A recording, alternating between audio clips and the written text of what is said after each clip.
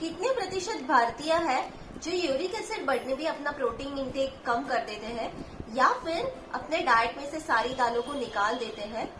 मेरे हिसाब से more than 80% of the Indians को जैसे ही पता चलता है कि उनको यूरिक एसिड की प्रॉब्लम है, वो लोग विदाउट एनी कंसल्टेशन अपना प्रोटीन इंटेक बंद कर देते हैं। तो सबसे पहले जानते हैं कि बढ़ते हुए यूरिक एसिड से क्या होता है। जब यूरिक एसिड का लेवल हमारी बॉडी में बहुत ज्यादा बढ़ जाता है तो वो क्रिस्टल्स के फॉर्म में हमारी जॉइंट्स में जम जाता है, इसलिए जॉइंट मूवमेंट में बहुत पेन होता है। इस चीज को हम गाउटी आर्थराइटिस के नाम से जानते हैं। सो ये बेसिकली प्यूराइन मेटाबॉलिज्म की इम्बैलेंस की वजह से होता है। ये मोस्ट कॉमनली एक ही जॉइंट में होता है और इसीलिए इसे इन्फ्लेमेटरी मोनो आर्टिकुलर आर्थ्रोपैथी के नाम से भी जानते हैं। So mono means one, arti means joint, arthro means related to joint and pathy means disease. ये मोस्ट कॉमनली टोज में एमटीपी में पाया जाता है, which is metatarsal phalangeal joint. Other most common sites are knees, elbows and ankles. तो इसके symptoms क्या है? इंटेंस पेन होना जॉइंट्स में, स्वेलिंग, टेंडरनेस, इन्फ्लेमेशन, रेडनेस और स्टिफनेस ऑफ द जॉइंट्स, जिसकी वजह से आपका जॉइंट का मूवमेंट रिस्ट्रिक्ट हो जाता है। तो यूरिक एसिड का रिलेशनशिप आप दालों के साथ निकाल रहे हैं, पर उससे ज्यादा कई सारी और चीजों के साथ यूरिक एसिड का रिलेशनशिप जुड़ा हुआ है, जिसको शायद आप इग्नोर कर रहे हैं या फिर आपको पता ही नहीं चल पाता है कि इन चीजों की वजह से आपका यूरिक एसिड बढ़ रहा है। तो इस वीडियो में हम यूरिक एसिड के कॉजेस और उसके नेचुरल रेमेडीज जिससे आप यूरिक एसिड को कम कर सके उसके बारे में बात करने वाले हैं। तो आइए सबसे पहले जानते हैं कि यूरिक एसिड होता क्या है। हमारी बॉडी में जो प्यूरिन्स होते हैं वो ब्लड में यूरिक एसिड के फॉर्म में पहुंच जाते हैं और फिर वो किडनी में जाके यूरिन के थ्रू हमारी बॉडी से एक्सक्रीट हो जाते हैं। अगर आपकी डाइट में प्यूरिन्स बहुत ज्यादा बढ़ जाते हैं या फिर आपका किडनी प्रॉपरली फंक्शन नहीं कर पाता है, जिसकी वजह से यूरिक एसिड का एक्सक्रीशन नहीं होता है, तो आपको यूरिक एसिड की प्रॉब्लम हो सकती है और आगे जाके गाउटी आर्थराइटिस भी हो जाता है। सो ये प्यूरिन्स का रिलेशनशिप होता है प्रोटीन के साथ। सो कुछ ऐसे फूड्स है जिनमें नेचुरल फॉर्म में प्यूरिन का लेवल बहुत ज्यादा होता है, तो या तो आपको इन फूड्स को अवॉइड करना चाहिए या फिर थोड़ा कम कंज्यूम करना चाहिए। तो आइए हम जानते हैं कि कौन से फूड्स में प्यूरिन का लेवल ज्यादा होता है। Most commonly non vegetarian food such as mutton, chicken और फिश। और फिश में भी साल्मन, ट्यूना और ट्राउट में प्यूरिन का लेवल बहुत ज्यादा होता है। सो जो लोग नॉन वेजिटेरियन को रोज कंज्यूम कर रहे हैं ऑन अ रेगुलर बेसिस, उनका यूरिक एसिड बढ़ जाता है। तो यूरिक एसिड के लेवल को कम करने के लिए आपको नॉन वेजिटेरियन खाना थोड़ा कम करना होगा, जिसकी वजह से आगे जाके आपका uric acid level definitely come हो जाएगा। Number 2 is alcohol. So alcohol की कंजम्पशन की वजह से आपका यूरिक एसिड का लेवल बहुत ज्यादा बढ़ जाता है और अल्कोहल यूरिक एसिड के एक्सक्रीशन में भी काफी रुकावट लाता है, इसलिए हो सके तो अल्कोहल को कम्प्लीटली अवॉइड करें। Next is excessive fruit consumption. So जो लोग फास्टिंग के टाइम पे बहुत ज्यादा फ्रूट्स खाते हैं या फिर जिनका हर दूसरे दिन फास्ट होता है, फ्रूट फास्ट होता है, और वो लोग large amount of fruits consume करते हैं, तो उनके बॉडी में फ्रुक्टोज का लेवल बहुत ज्यादा बढ़ जाता है, जो प्यूरिन में कन्वर्ट होता है और इस तरीके से यूरिक एसिड का लेवल भी काफी बढ़ जाता है। तो इनको थोड़ी कम क्वांटिटी में फ्रूट्स को कंज्यूम करना चाहिए या फिर फास्टिंग के टाइम पे फ्रूट्स के साथ थोड़ी और चीजें भी कंज्यूम करनी चाहिए। Next is fructose rich drinks.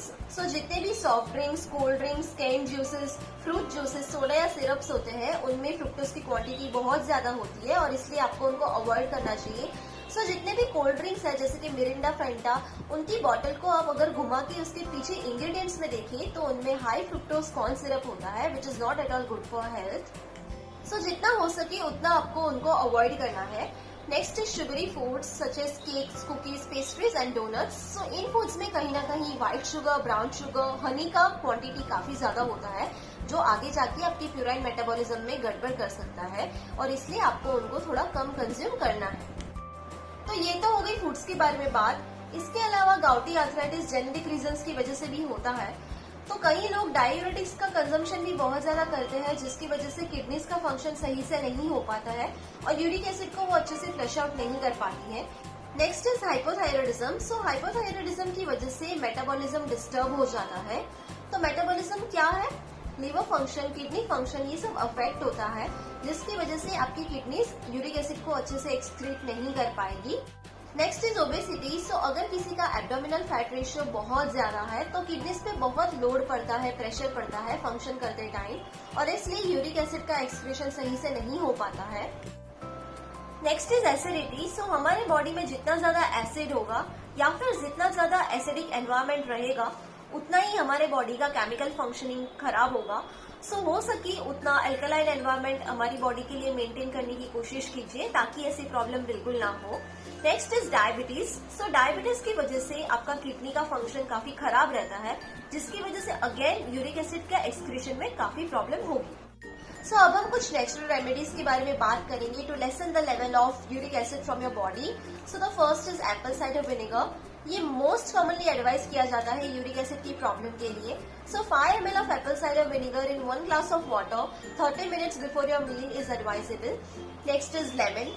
सो काफी लोगों को लगता है कि लेमन बहुत ज्यादा एसिडिक है, पर जब वो हमारी बॉडी में जाता है तो वो अल्कलाइन हो जाता है, जिसकी वजह से हमारे बॉडी में अल्कलाइन एनवायरनमेंट क्रिएट होता है और यूरिक एसिड का एक्सक्रीशन जल्दी होता है।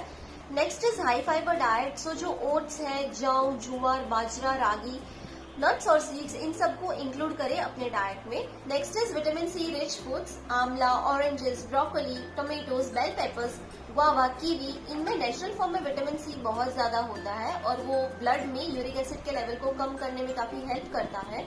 अब हम कुछ नेचुरल ड्रिंक्स के बारे में बात करेंगे जो आपको यूरिक एसिड की प्रॉब्लम के साथ डील करने में काफी हेल्पफुल रहेंगे। First is barley water. So ये जौ का पानी है।